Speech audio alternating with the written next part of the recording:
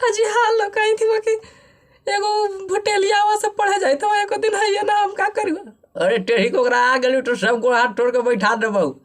हाजी बड़ी हमार रोहित कही था कि हमरा को मोबाइल दे दे। अरे काहे लोग मोबाइल के कौन चीज जरूरत है के? कही था कि हम तो गाना उना निकालबे सब गाना निकाली था। अरे कौन गाना निकालता बोल ना।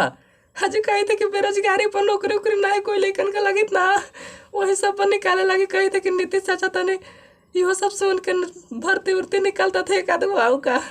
कही तू कि कैसन गाना निकाल ले हो टनी दही तो बेटवा के टनी सुना ही आई दे तू आऊ का भुटेलिया ही रे आई पापा तो बात कर ले कहे।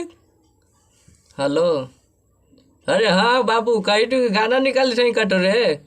हाँ पापा निकाली तो ही आई कही तू कि कैसन है गाना रे टनी सुनाही तो सुनू आऊ का हमार सब दोस्त बने खानियो हवाल।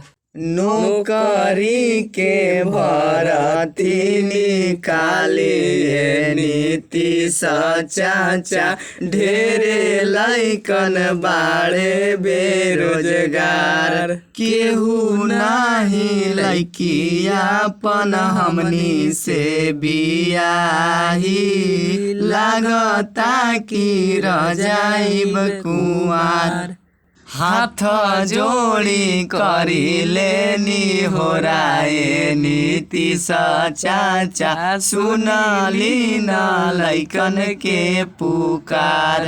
अरे बाबू इस सब से कोई असर न पड़ता थिएटर सरकार हो नीतीशवा तनी मम्मी के दही तो। हाजी हालो बोलो कची कही था।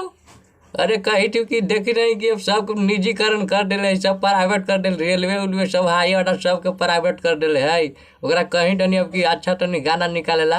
हाजी प्रयास तो करते हैं ये निकालते ना। ठीक हुआ ओकरा कर दही।